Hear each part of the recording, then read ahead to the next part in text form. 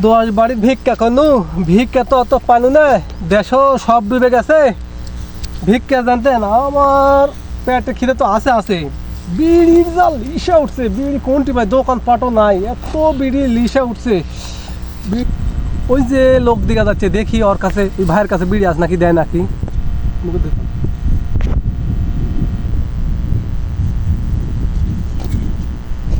ভাই ভাই একটা বিড়ি দেন ভাই, সকাল থেকে কিছুখানি খিদে জানতেন, বিড়ি লিসা যা লিসা লিসা থাকতেছেন, একটা বিড়ি দেন ভাই।